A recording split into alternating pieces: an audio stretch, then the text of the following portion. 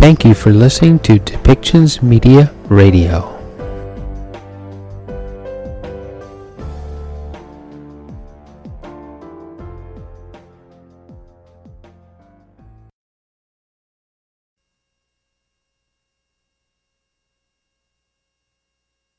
Bureau de passeport 24 heures sur 24, 7 jours sur 7.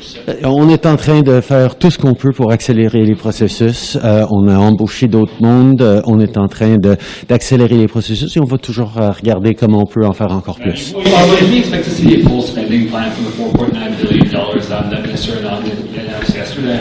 We not only have stepped up on NORAD modernization, but we're actually launching a review of defense spending for the fall to look at what the next steps, given the world is changing because of the Russian invasion of Ukraine.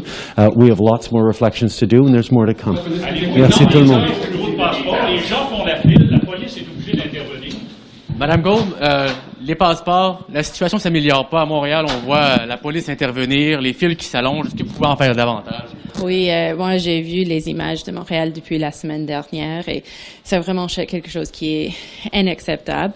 Nous avons l'autre direction de mon département qui est sur le terrain depuis 2 semaines pour améliorer la situation. Hier, ils ont dû commencer une nouvelle stratégie, justement, parce que les volumes, bien sûr, sont énormes. Plus de 400 personnes à chaque bureau de passeport en Montréal, justement pour essayer d'améliorer la situation. Je sais que les Canadiens sont frustrés. Moi aussi, je suis frustrée de voir ces images, mais on va continuer d'essayer d'améliorer la situation parce que je comprends que c'est une situation bien qui est beaucoup de stress pour les gens. Est-ce qu'il y a des ressources supplémentaires dans d'autres ministères qu'on peut encore aller chercher parce que ce que vous avez annoncé, ça semble pas être suffisant? Oui, alors nous sommes en train de chercher des ressources de partout, le gouvernement du Canada. Alors, comme nous avons mentionné, plus de 1200 personnes, 600 qui sont déjà contratées, 600 qui sont en train. En effet, j'étais à Mississauga hier, qui est un des centres de processer les passeports. Ils ont allé de 70 à 120 personnes, 8 nouvelles personnes hier, et chaque jour, nous sommes en train de mettre plus de personnes. Il y a des centaines de personnes de partout dans le gouvernement qui sont en train d'aider avec la situation, mais on va chercher encore les personnes parce que nous savons que c'est pas une situation acceptable pour les Canadiens et on va continuer de faire tout ce possible. Et bien sûr, cette semaine en Québec, c'est une des semaines de voyage, alors c'est aussi pourquoi nous voyons ces numéros à Montréal, mais Pourriez-vous ouvrir 24 heures sur 24, 7 jours sur 7 des centres dans cette période-là actuellement qui est particulièrement chargée? Oui, on a besoin la chose, c'est que même si les bureaux ne sont pas ouverts au public après 6 heures du soir, les gens ont besoin de processer les passeports. Ils ont besoin d'avoir du temps pour faire la vérification. On sait que les passeports sont des documents sécuritaires, ils sont importants.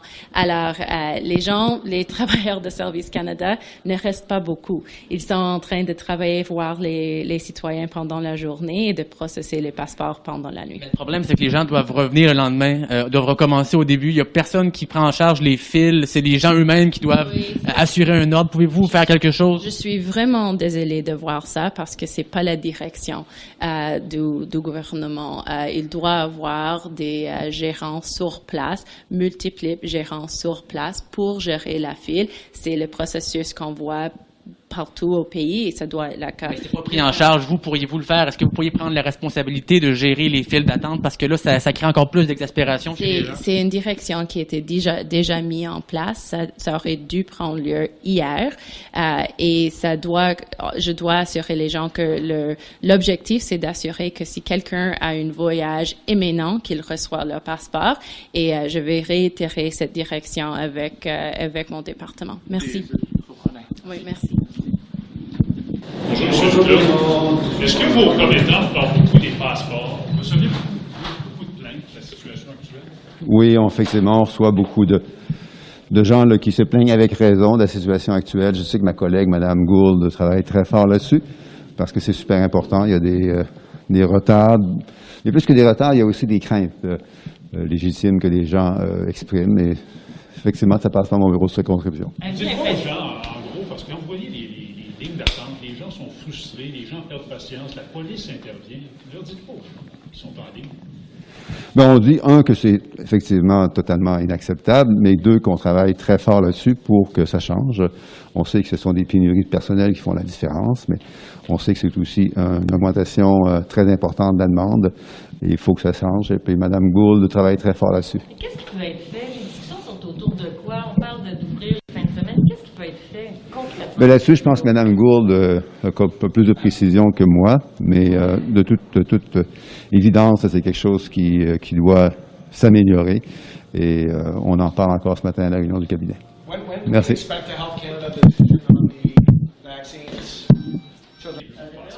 C'est évident d'avoir des bureaux ouverts 24 heures sur 24, 7 jours sur 7. Les gens dans votre comté, peut-être que la police doit intervenir. Je comprends les inquiétudes, la colère, la frustration des gens. C'est une situation qui est inacceptable. Et c'est pour ça qu'on a mis là, 600 fonctionnaires de plus, on accélère, on a ouvert le soir, la fin de semaine, tout. Et on va tout faire pour accélérer. On va faire, c'est pas assez, je suis d'accord, mais on va faire plus. On va toujours faire plus parce que la situation est inacceptable et on doit l'améliorer. On peut demander ce dossier KPMG. Vous aviez exprimé beaucoup de colère il y a quelques années. Pourquoi aujourd'hui vous êtes silencieuse? Pourquoi vous êtes muette? Pourquoi est-ce que vous faites ce choix-là? Ben écoutez, comme je disais, j'ai toujours énormément de colère lorsqu'on parle d'évasion et d'évitement fiscal, peu importe les entreprises, les sociétés, les particuliers qui ne respectent pas ne paient pas leur juste part. Donc, mais vous allez faire au bout de ce dossier-là et informer les Canadiens du suivi que vous faites. Écoutez, ce que je peux vous dire, c'est que nul n'est au-dessus des lois. Donc, la ministre du Revenu national n'est pas au-dessus des lois et doit respecter toutes les lois. Les passeports, Mme Lebouthillier, qu'est-ce que ça vous dit, les images qu'on voit cette semaine? Les gens qui perdent les pédales, la police qui doit intervenir? Écoutez, je dois vous dire que je trouve ça vraiment triste, ce qui se passe actuellement au niveau des passeports. Puis je conçois qu'après 2 ans de pandémie, on a des gens qui, pendant 2 ans, n'ont pas pu aller rencontrer leur famille à l'extérieur. On a des gens qui veulent retourner dans leur milieu, reprendre contact avec la population. Donc, c'est excessivement triste. Le niveau de service est-il acceptable? Je dois vous dire là, qu'on doit faire vraiment mieux. Avez-vous des ressources, vos revenus que vous pourriez prêter à Passeport Canada? La demande nous a déjà été faite et je peux vous dire qu'il y a des ressources qui ont été prêtées pour aider à Passeport Canada, mais il faut comprendre aussi que pendant cette période-là, il fallait aussi traiter la saison des impôts, qui s'est très bien passée, soit dit en passant, donc j'en suis très fière. Actuellement, on est dans les vérifications, puis on prépare ce qui s'en vient aussi, parce qu'on a le traitement de d'autres données là, pour que les gens aient accès là, justement au crédit auquel ils ont droit, et ça, c'est calculé là, en fonction des déclarations de revenus. Donc, il y a du travail qui se fait au niveau de l'Agence du revenu. Merci. Any update on what's going on at our airports, efforts to try and clear some of the backlogs? The work continues. Committees that bring together airports, airlines, and CATSA, CPSA, and public health are meeting on a regular basis. Adjustments are being made. We're seeing data show that there's continuing to be improvement. Not only do we want to retain that improvement, but we want to continue to add to it. What are the staffing levels like right now with the vaccine mandates? So just to be clear, I can speak about CATSA because I'm not exactly able to give you specifics about others. CATSA only had 6 employees on unpaid leave because of vaccine mandate. So it was not a big impact, at least for CATSA. So then what are the staff levels like now?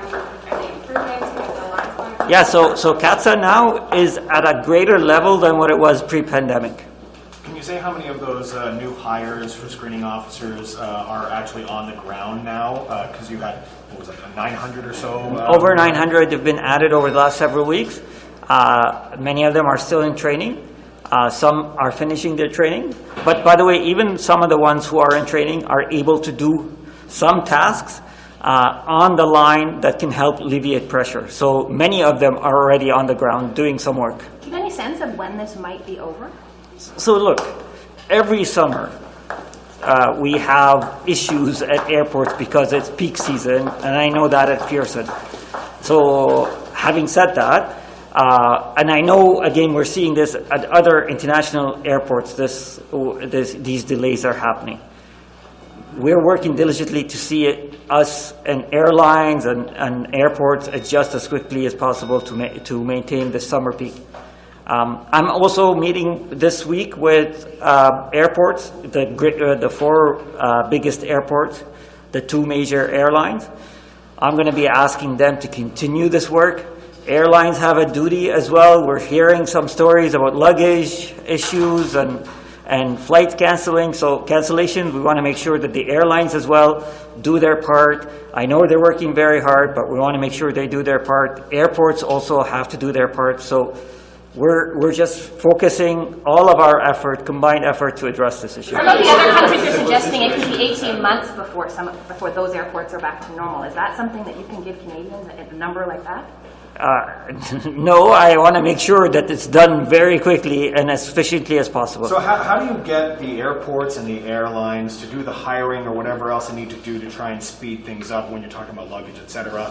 Aside from just saying, hey guys, hire more people, like, is there any pressure, any levers that you have to try and make some change there? This is a reminder why we brought the passenger bill of right 4 years ago, to expect high standard, quality standard of service that airlines need to provide to their customers. So we have the CTA, that is the body that is empowered to adjudicate the bill, and we're making sure that the airlines keep up their end of the bargain. Thank you very much. Thank you. Should organizations like Hockey Canada should there be some new provision that would compel people to have to take part in investigations if they receive public funds on issues like sexual misconduct, since it sounds like a bunch of the players did not have to cooperate with investigators?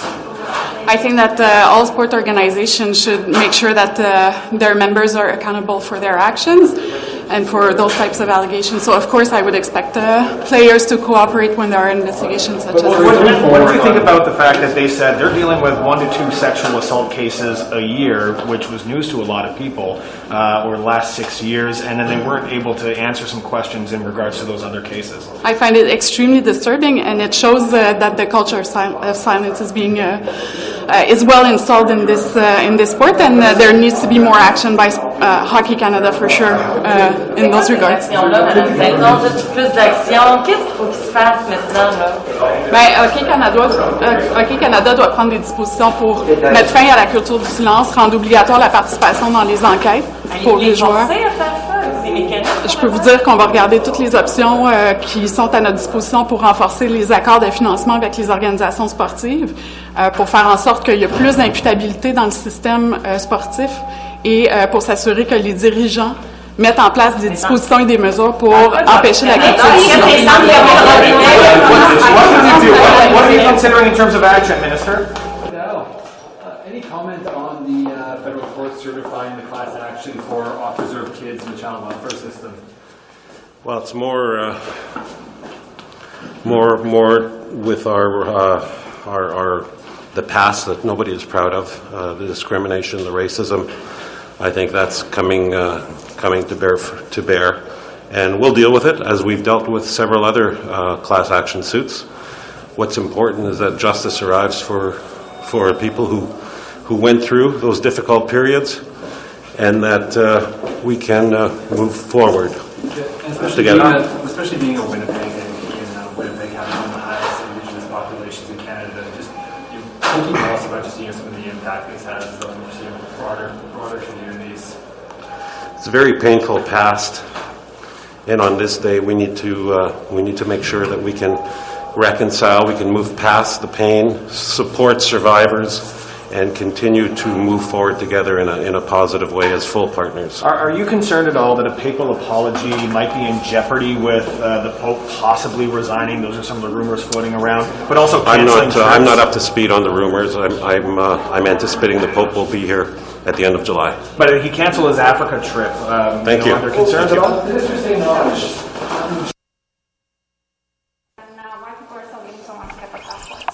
Yeah, so I mean, as I've mentioned many times before, I mean, this is a result of the volume of passports that we've been receiving really since, February, March of this year. As we posted on the website, processing times are taking, for those that do mail-in channel, about 45 business days.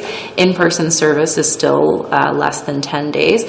However, what we're seeing is a combination of people who applied, 6, 7, 8 weeks ago, who want to know what the status of their passport is, rightfully so, very understandably, who are going to be traveling in the next couple of weeks. I mean, particularly in Montreal, what we're seeing is, the lead up to the Saint-Jean holiday. And so it's a combination of that and then people who, have booked travel and realized that during the pandemic their passport did expire. I completely understand and get the frustration of Canadians on this. Passports is something that, a lot of people haven't had to worry about in the past, but because of the high volume that we received really, over the past couple of months, it's putting a big strain on the system. And as I've mentioned last week, in my statement and in my press conference, this isn't something that's going to be fixed overnight because there is a large volume that we're dealing with, but it is something that we've put a lot of changes in place to make the process smoother, and we're going to keep doing that and keep, making changes as needed so that people get their passports in a timely way.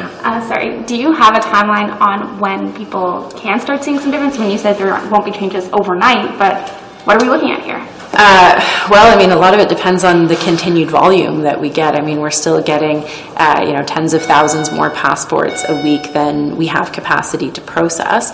But that being said, we are seeing continued increase in our ability to process more passports each week. One of the big challenges that we're facing is that it's actually not a lot of simple renewals. Renewals only make up about 15% of the volume that we're getting. About 85% of the volume is actually people who've never had a Canadian passport before. So either babies that have been born over the past couple of years, children who didn't have one before, or newcomers to Canada who've gotten their Canadian citizenship, or adults who, before the pandemic weren't that interested in traveling outside of the country and now want to do that. So it's a different volume, it's a different kind of passport application than we're usually getting. So we are making these changes. We see at different places around the country, some of these things are working better than others, but a lot of that comes down to the volume that each of those places is facing. Est-ce qu'il est temps d'avoir une ouverture des bureaux au public la fin de semaine, en soirée? Vous avez dit qu'il y a des heures supplémentaires qui sont faites, mais est-ce que c'est temps d'ouvrir l'accès aux gens? Le défi avec ça, parce qu'on a vu toutes les options, c'est on a besoin de temps puisque le personnel peut processer les passeports aussi.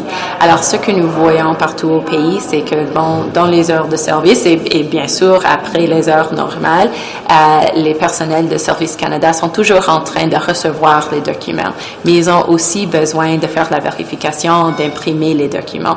Alors, les gens sont en train de travailler 12-14 heures chaque jour, et aussi pendant les fins de semaine, et beaucoup d'endroits partout au pays, à peu près une douzaine chaque semaine, est ouvert pendant les samedis, mais ils sont des gens qui ont fait la file durant la semaine. Le voyage n'était pas imminent, mais c'était toujours urgent.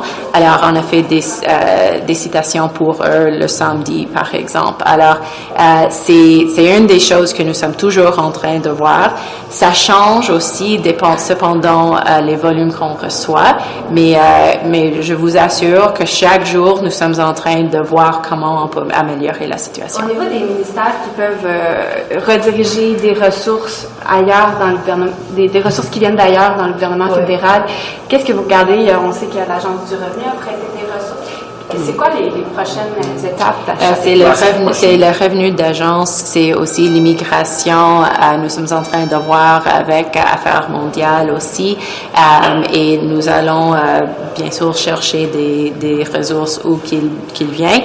Même dans mon département, nous avons réalloué comme des centaines de personnes internes aussi, et on va continuer de chercher des ressources aussi possibles. Les imprimantes semblent être un enjeu aussi. Est-ce que les enjeux techniques, ce matin, les imprimantes semblent être à zéro? J'ai écouté ça et je sais que mon département est en train de voir comment on peut améliorer cette situation. C'est quelque chose vraiment de dommage, mais ça arrive des fois. On sait toujours qu'il peut y avoir des problèmes de technologie, mais les gens sont sur le terrain pour essayer de les régler et aussi réallouer des ressources d'autant endroits où ne sont pas aussi occupés pour justement assurer que les personnes reçoivent leurs documents. Minister Gould, could you just repeat that in English, please? Which part? The last part. You were talking about passports, I assume, right? Yes, but which part of the... I just caught you sort of giving your explanation for some of the challenges that folks have been facing recently, and I would love to have that. Yeah, I mean, look, there is a huge volume of demand right now following the pandemic. It's something that, we have been planning for and making changes to the passport program on since, well into last fall. But that being said, we received a very large volume February, March, April, continue to receive high volumes. And so as we ramp up our ability to process even more passports than we normally do, and we are seeing an increase each week in terms of the numbers that are being produced, we're still receiving more than we have the capacity at this point to process. However, we've hired 600 additional folks since January, in the process of hiring another 600, hundreds reallocated internally within Service Canada, bringing on folks from CRA, immigration, talking to global affairs, as well as other departments to see how we can further expand the workforce so that we can ensure that Canadians receive their passports in a timely way. We were doing a story today about the panic buttons that some MPs and ministers are starting to use in order to protect their own safety. Mm-hmm. Can you just talk to us about whether that's something you've considered or if you've felt an increasing threat since the... Yeah. Just last question. Yeah, I know. I have to go do a panel now.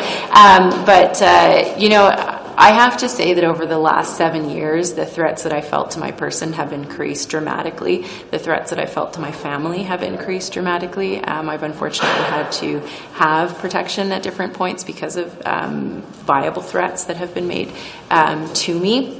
And certainly this is something that I find extraordinarily disappointing in Canada, that this is something that MPs, ministers, colleagues, frankly, from all political parties are experiencing. We should be able to disagree with each other without facing threats or violence. In fact, that's kind of the basis of democracy. Thank you. Thank you. Minister, I think we're all interested in this idea of portable panic buttons. We've talked to some MPs who have started carrying them. So perhaps to start, can you give us a sense? Yeah. When did this start and what's happening? The first thing I just want to say is that this is not a partisan issue. The issue of ensuring that there is security for all parliamentarians, regardless of political stripe, is an issue that is important not only to the people that work on the Hill, but to all Canadians. Because if we can't have robust debate, whether it's in person or online, then that obviously has the impact of impeding in a negative way our ability to advance important solutions for Canadians. So I've been approached by members from all parties on this important subject, and I think it's important that Canadians realize that. The second thing I would say is that the situation is very concerning, and that this is not about any one individual who has been the subject of an attack online or a threat online or any kind of physical confrontation. We recently saw Jagmeet Singh in Peterborough brush up against that anger and that frustration to the point of near physical confrontation, which I think collectively we need to denounce. And certainly I think the more that we can do that across partisan lines, the better. In practical terms, what we're doing is working very closely with the Sergeant-at-Arms here on the Hill, as well as the Parliamentary Protection Service, to ensure that those who are physically on the Hill have all of the tools that we need. So, for example, the panic buttons, which have begun to be distributed to MPs at the end of last year, beginning of this year, is work that is carrying on. And obviously, as we reassess and continually reassess the threat situation, that work needs to accelerate. So to the extent that there are MPs who want to avail themselves of this technology, I know that the Sergeant-at-Arms and the PPS will endeavour to get it to them as quickly as possible. Beyond that, it is part of my mandate, and it's also a mandate that I share with Minister Leblanc, that we are looking at other options and other tools around parliamentary security for MPs, their teams, and their ministers to make sure that, again, not only are we keeping the folks that work in politics safe, but that politics itself is a safe space, is a place where we can engage with one another on health, on the economy, on climate change, and yes, on public safety, but to do it in a way that fosters a vigorous discussion without obviously spilling over into kind of some of the very negative and toxic rhetoric that we see online, which can then lead to violence, which is wrong. Do you feel safer now that you have a panic button?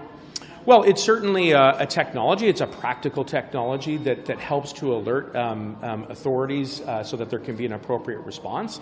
I think what's important is that we provide that support to everyone that works in the Hill. And I just want to make it clear that this is not just about MPs, it's not just about ministers, it's not just about the prime ministers. There's an entire ecosystem of individuals that come to work on the Hill and use this space as their workplace.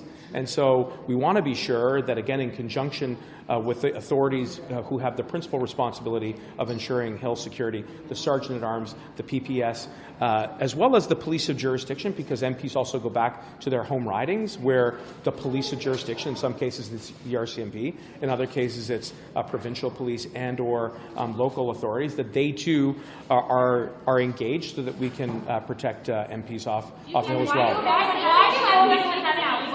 I'll take one more here and then I'll switch over here. I think it's a variety of things. I think that certainly in the online space that we have seen a degree of vitriol and toxicity and extremist expression that incites violence and that, frankly, clearly crosses the Rubicon into criminal content where people receive death threats. That is deeply concerning. And we need to be sure not only that government is equipping law enforcement with the tools that are necessary to root out that content and to hold those who are responsible for its publication to account, but equally that we are engaging social media who have very explicit standards online.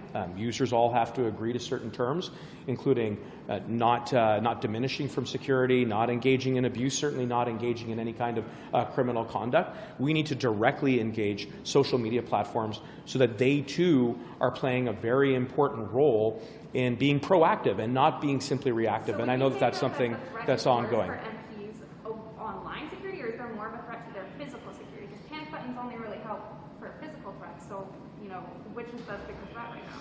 I think that what we're seeing is that certainly that the threat level has evolved and certainly has diminished as it relates to security both online and in the physical workspace. And as a result, I think we just need to be very proactive, and the government will be there to provide those tools and support. Je vais prendre une question en français, oui. Mais écoute, dans des termes généraux, l'évaluation de la situation des menaces qui est posée à des députés, à des ministères et tout le monde qui travaille sur la colonne est très sérieux. C'est reflété sur les espaces online et même dans les communautés et même ici à la colline. Ça, c'est la raison qu'on doit continuer de chercher des solutions concrètes. Par exemple, le bouton de panique, c'est seulement inutile.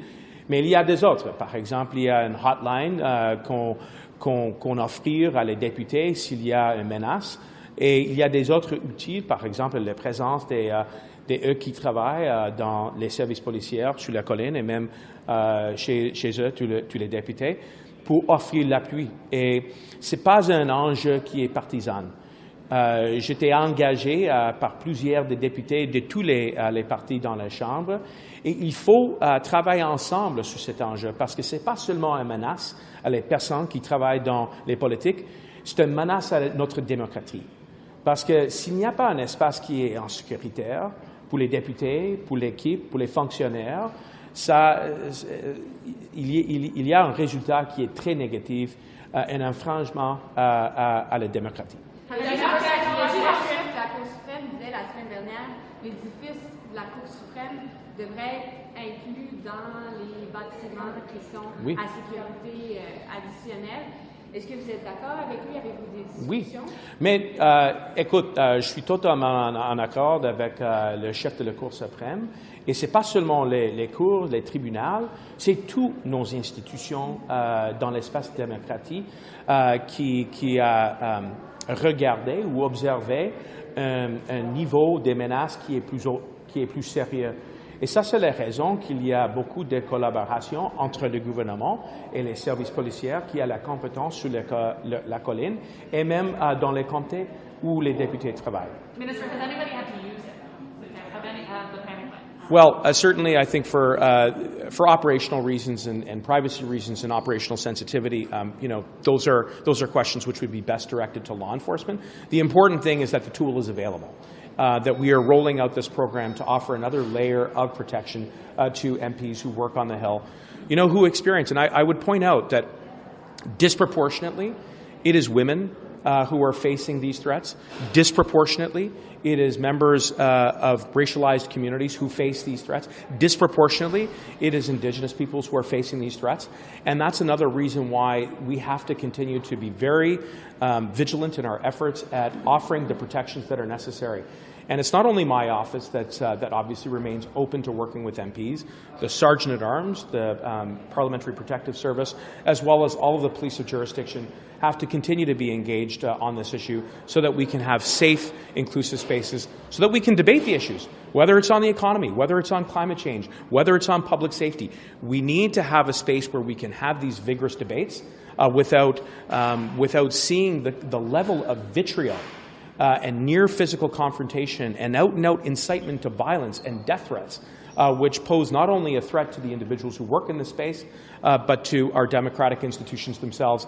And certainly my hope is that this is the kind of issue that will transcend partisanship, that every member can get behind so that we can protect our democracy. Is there enough security on Parliament Alpha? Is there enough, if there's been chats about moving PPS to the whole parliamentary precinct, to expanding it to Supreme Court like you were talking about, is there enough security and is the proposal safe? Well, look, we're continuing to invest in additional tools, as I've outlined, and I think it's an issue that we're going to study and listen very carefully to our experts on.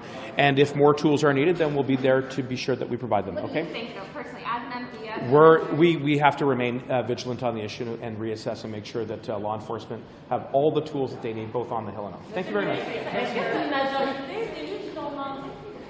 There are some MPs, and it sounds like yourself, that have got these panic buttons. What can you tell me about it? Well, I think it's supposed to be the last resort, and I think I must admit I've not been using it, and but I will look into it now, because being here in Ottawa, I think we feel that the protective services really look after us, and I think it's been extended into the precinct. But it is for when the local police, or if you're somewhere else, that it would go into, I understand, a central place. So usually we are being encouraged to just call 911, but if that's not possible, to use the panic button. But I don't believe I'm properly briefed to understand it now. Can I ask you, though, have you felt the temperature? Have you faced more threats? I think that since last summer, there have been increasingly concerns about MPs' residences, threats to let people's addresses be known to people, people's families feeling at risk, and more protests at MPs' offices. And I think, Peter Vansek's office was burned in terms of arson, so in Mississauga. So I think that there is this concern for our teams, that it's the people who work in our offices, and that they need to feel safe, and they spend much more time there than we do. I last summer also had a protest even at my cottage with signage all over. So I had a protest last summer or last spring with lawn signs all over my lawn and posters on all the lamp posts around my neighborhood, explaining that I lived there and the grievances. That what last was around my role with Indigenous Affairs. What do you think this says about politics right now? Well, I think that for those of us that really have had a brand of being accessible and wanting people to just come and talk to us if they have a concern, if they've got a solution, that we want to hear from them. And I think that what we saw in the election last year is from what has happened, there's no question what's been happening in social media. Those keyboard warriors, then end up throwing stones at the Prime Minister. That people are executing their anger in ways that I don't think we've seen before, and I think, I must admit, to read what happened to that Mr. Lysek about his son at Coots, with becoming involved in Diagolon and then ending up, with the son charged with attempted murder and arms offenses. Like this echo chamber where people can get angry and only talk to people that agree with them is a problem. Thank you. Minister O'Regan, can you just tell us about the job vacancies that came out in Stats Canada today? It was the highest job vacancies. I can pull it up very quick, but Stats Canada came out with the numbers on job vacancies today, so I was just wondering if you have concerns about how high the number was. No, I'll check though. I've been in cabinet all morning. No, I've been in cabinet all morning, but I'll check in. Buttons, sir, we understand that they're being offered to MPs. We talked to one of your colleagues who's been carrying one since the convoy. Have you personally started carrying one or felt more threatened in the last few months? We've gotten them, yeah, and Can we see it? oh guys, it's a bit. I think that might compromise things. Yeah, but it's a concern. Yeah. Have you personally seen an increase in threats to you? No, but I checked in with my office, and there has been. Yeah, there has been. So it's a concern. What do you think is going on? I don't know. I think that the anxiety that people have about just so much that's going on in the world and in the country and in their own lives isn't surprising. I think the hostility is what's new. And I think some of it just has to do with the ability to, transmit that over social media. And it's tough. It's tough to know how much of it is just taking advantage of the anonymity and venting over social media and how much of it's real. Right? It's tough to know that, and you just can't take any chances. And look, you're talking to a whole bunch of people. So, we don't want to be hampered in doing what we do. We got into this business, many of us, because we enjoy being with people. You don't want to hold that back. And do you feel better, or I don't know what the right word is, comforted having that? I don't know. We just started with it. So, it's just, you feel kind of, initially I would say you feel somewhat sad that you need it. But on the other hand, if this is some way that'll allow me to continue to do my job and be with people, then yeah, okay. I'm resigned. Mr. Holland, can you just tell us about why we need to have hybrid sitting if you've already got the vaccine mandate and the mask mandate on the Hill? Why do we need that extra hybrid? Well, last week we had 5 members of Parliament who had COVID-19, who were able to still participate in proceedings despite the fact that they were ill. The reality is we are still in a global pandemic. What we've said is that this flexibility allows Parliament to continue to do its work. I know last November, as an example, I thought that the pandemic was waning, we were moving out of it, and then Omicron hit, and we used hybrid. We have to stop negotiating this over and over again. I have spent so much time as whip and as House Leader over the last 2 years talking about this. What this gives us is predictability. We know that we have a flexible system that can move with public health circumstances, and that we have the Procedure and House Affairs Committee, which is going to look at whether or not these provisions are useful outside of a pandemic circumstance, and then give us certainty for going forward. But why couldn't you do it in September? To be fair, we don't know how the pandemic will be doing. You said yourself it's changed. Well, Sure. I mean, and what I found every time in September and December we started a session, we spent weeks and weeks talking about, is it going to be hybrid, isn't it going to be, talking with my counterparts. I think Canadians expect us to be talking about legislation, ways to improve their lives, not how Parliament will function. And having 2 years of having the same debate again and again and again and again is not a productive use of time. What this allows us to do is to have the flexibility to move with the public health circumstance, to ensure that if we do encounter a situation where we need that flexibility is used. But otherwise, I've made a commitment around ensuring that questions are going to be answered in question period in person if the public health circumstance allows it. We want to have robust participation and then to have a separate conversation. It's a procedure in House Affairs Committee appropriately to look at what the use potentially of the hybrid provisions outside of a pandemic circumstance might be.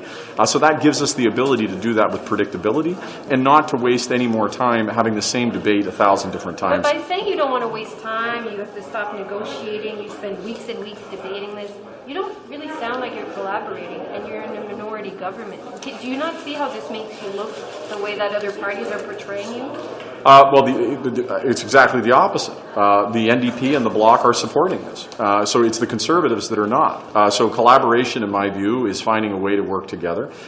We've had indications from the Bloc and the NDP that they're supporting this, that they agree that this is an appropriate way to move. There's a parliamentary committee that's going to get an opportunity to look at the provisions outside of the pandemic circumstance. I think it's precisely what collaboration looks like. And just one more thing, you said that cabinet ministers would come in person unless they're sick. But what can you do about other MPs who sit on committees, chair committees, and who have not been here for 2 years?